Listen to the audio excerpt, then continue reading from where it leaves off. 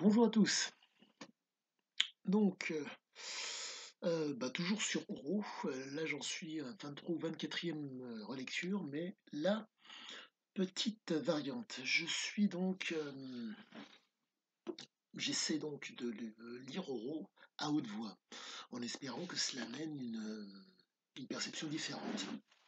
Nous allons parler, en tout cas je vais vous parler aujourd'hui de ce qu'on appelle les biais cognitifs. Donc, comportement absolument normal qui est propre à nombre de gens. Exemple.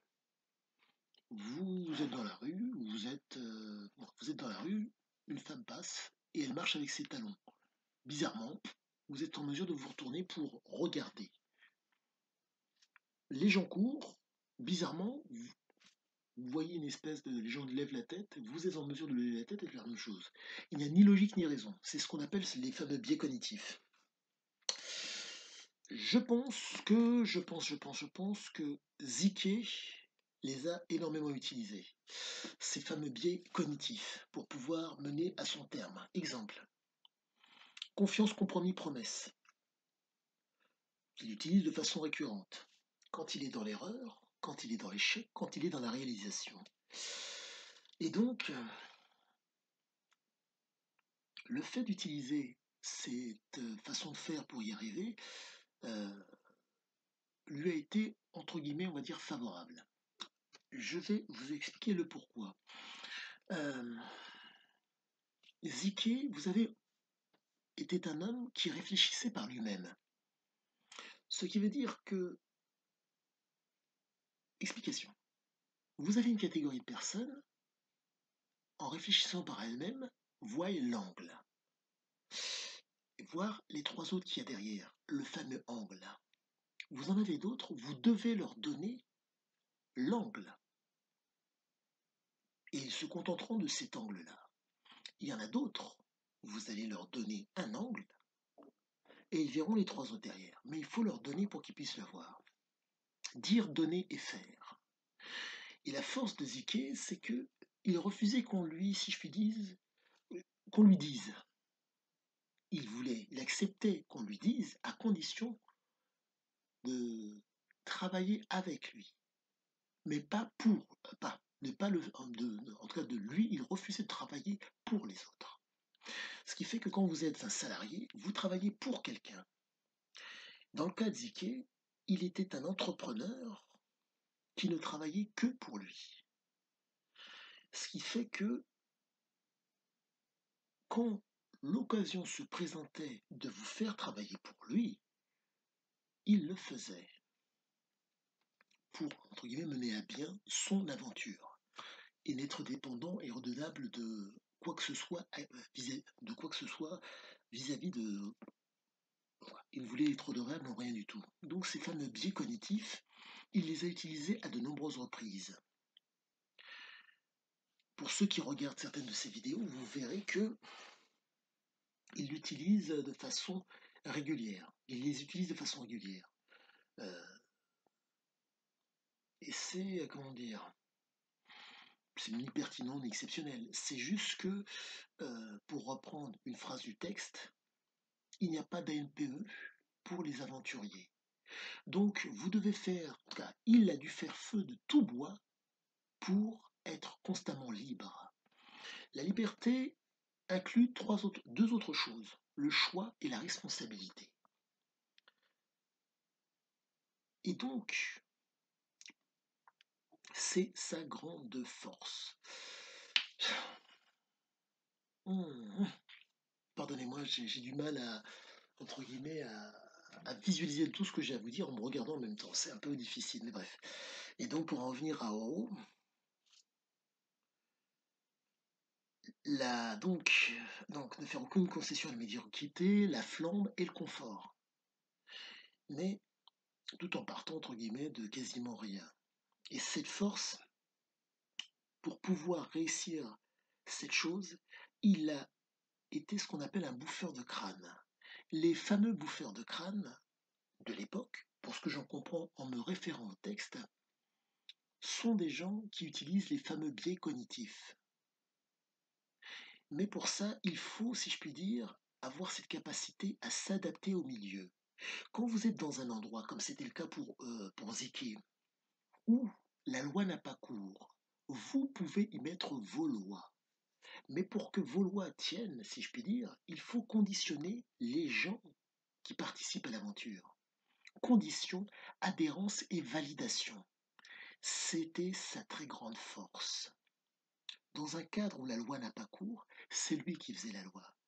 Mais il faut comprendre que l'autorité et le respect se gagnent. Ils ne se décrètent pas.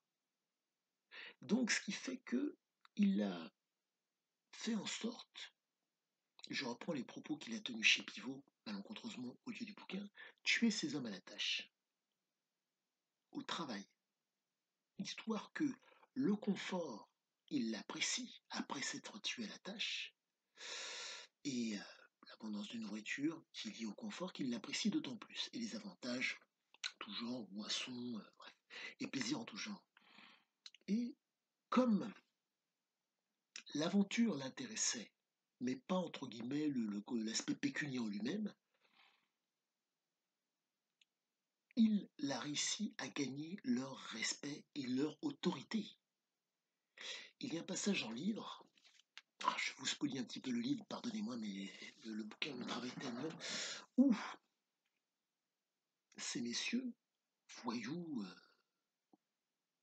qui étaient des voyous donc, et qui travaillaient pour lui de 5 heures à peu de choses près jusqu'à minuit, et jouaient donc leur salaire quand l'opportunité se présentait en jeu de cartes et compagnie, et bien sûr en des achats extérieurs à la mine pour leur petit plaisir, se sont retrouvés avec la moitié de leur salaire, voire quasiment la totalité de leur salaire qui a été dilapidé dans des...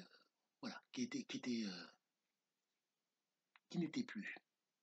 Qu'a fait Ziké, compte tenu que la mine était rentable et que ces hommes ont démontré leur capacité à tenir malgré la difficulté du travail à effectuer. Il leur a payé, il leur a redonné leur salaire dans leur intégralité, plus une prime. Nous sommes au Costa Rica, dans les années 80, avec une dévaluation économique de 700%. Les gens ne voyaient pas trop la misère de par le fait que euh, les frijoles et le riz, entre guillemets, les aliments de base étaient encore présents. Voilà, ils ne le voyaient pas. Mais c'était quand même ça. Et donc, force est de constater que euh, l'homme a utilisé ses biais à de nombreuses reprises.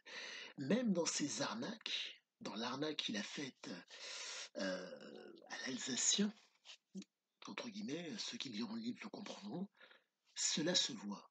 Les fameux biais cognitifs. Créer un personnage, faire en sorte que l'autre le voie et y adhère. Condition, adhérence, validation. Et force est de constater que ça, c'est récurrent au bouquin. Je m'interroge toujours. 24e relecture, oui, 24e, 24e, 23 ou 24e relecture, je m'interroge toujours. Là, je lis le texte à haute voix, je n'apprécie pas trop, mais force est de constater que ça a l'air de se tenir. Et malgré mes 24 lectures, je ne me formalise toujours pas. J'attends une personne ou un élément extérieur qui me montrera que je suis peut-être dans le tort. Donc, je vous ai donné des éléments à maturer pour pouvoir apprécier l'œuvre de Ziké. Ça vous plaît, tant mieux, ça vous plaît pas, tant mieux. Euh, J'attends le retour. Je vous souhaite une très bonne journée, une très bonne lecture ou une très bonne étude pour ceux qui vont étudier le bouquin. Mais sachez-le, vous êtes dans l'entrepreneuriat ou vous êtes dans le salariat, la lecture de Ziké va vous, pour ma part, je suis dans le salariat et aussi dans l'entrepreneuriat. Elle me consolide comme jamais, elle me renforce comme jamais. Le nombre d'épreuves, j'ai des épreuves comme une petite que vous qui se présente à moi, elle me renforce. Je ne sais pas, en tout cas elle me mature. Bonne journée à tous et à bientôt.